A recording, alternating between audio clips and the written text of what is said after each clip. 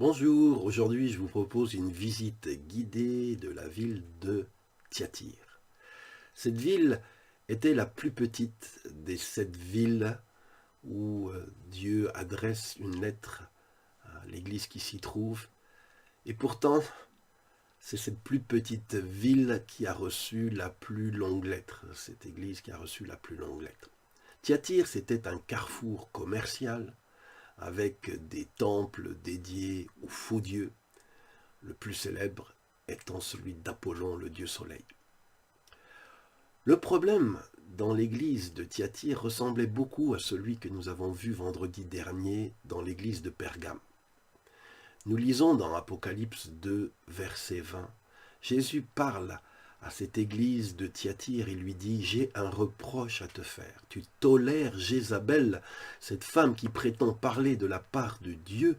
Elle égare mes serviteurs en les incitant à se livrer à la débauche et à manger de la viande provenant de sacrifices offerts aux idoles. » Pour bien comprendre ce reproche, il faut savoir que dans cette ville marchande de Thyatire, il y avait des corporations comme les boulangers, les ferronniers, les maréchaux ferrants. Et ces corporations avaient des fêtes et des banquets en faveur de leurs saints patrons, qui n'étaient d'autres que des divinités païennes. Après avoir offert un sacrifice aux dieux de leur corporation, les artisans et leurs familles se retrouvaient pour un banquet qui se transformait souvent en orgie. Les artisans chrétiens dans cette ville de Thyatire étaient donc devant un problème. Ils étaient tiraillés entre leur attachement à Jésus d'une part et leur attachement à leur corporation professionnelle.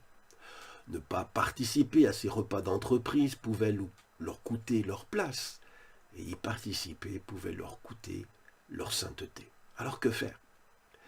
Une femme dans cette église qui se disait prophétesse, Jézabel, en référence à Jézabel, la méchante femme du roi Akab dans l'Ancien Testament, bien Jézabel rassurait ces chrétiens qui avaient un problème de conscience en leur disant qu'il n'y avait rien de mal à participer à ces festivités. Et elle tenait un discours du genre ce que le chrétien fait avec son corps, ça n'affecte pas son âme et son esprit. Le chrétien est donc libre, tout est permis, on n'est plus sous la loi, mais sous la grâce. Un tel discours de Jézabel n'est pas du tout du goût de Jésus. Dans Apocalypse 2, versets 21 à 23, nous lisons Jésus dire « J'ai laissé à Jézabel du temps pour changer de vie, mais elle ne veut pas se détourner de sa débauche. C'est pourquoi je vais la jeter sur un lit de douleur et j'infligerai également de grands tourments à ses compagnons d'adultère, à moins qu'ils ne renoncent aux mauvaises actions qu'elle leur inspire. » On voit ici que Dieu peut envoyer la maladie ou la mort à des chrétiens qui le déshonorent ouvertement et conduisent les autres dans le péché. Quelle leçon pour nous? Nous aussi, nous vivons au milieu d'une génération perverse. Les fêtes, les boîtes de nuit, la télévision, Internet, les corporations professionnelles, étudiantes, sportives, artistiques, toutes regorgent d'immoralité, de débauche. Alors quand on est chrétien, que faire?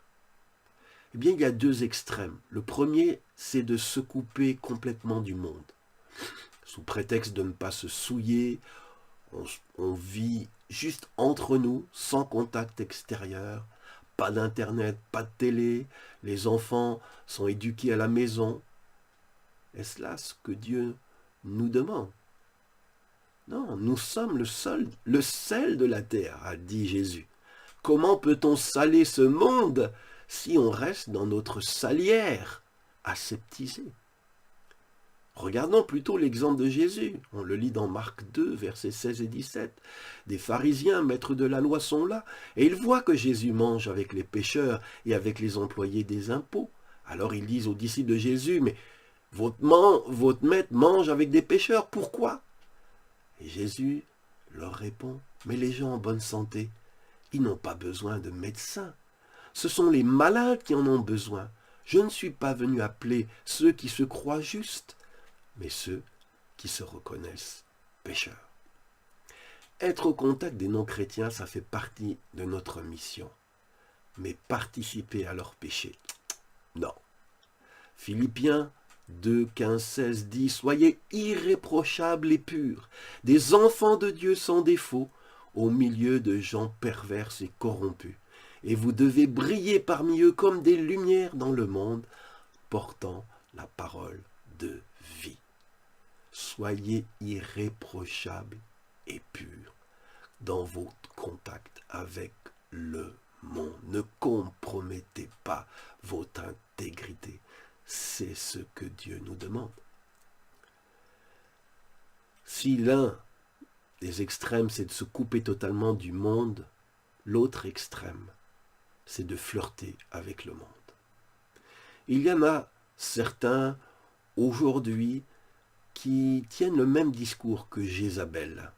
Faut pas être trop rigoriste, faut pas être sectaire, faut vivre avec son temps, vivre le christianisme branché, cool, tolérant, ouvert d'esprit. Ça paraît très beau comme discours, mais si c'est le discours que tu tiens, voilà quelques passages des Écritures que je t'invite à méditer. 1 Pierre, chapitre 4, versets 3 et 4. Il est écrit « Vous avez passé autrefois suffisamment de temps à faire ce qui plaît aux païens. Vous avez vécu dans la débauche, les mauvais désirs, les saouleries, les orgies, les beuveries et le culte interdit des idoles. Et maintenant, les païens trouvent étrange que vous ne vous livriez plus avec eux à ces débordements, et ils vous insultent. » C'est ça, la vie à laquelle nous sommes appelés. Il y avait un autrefois, mais cet autrefois, c'est fini.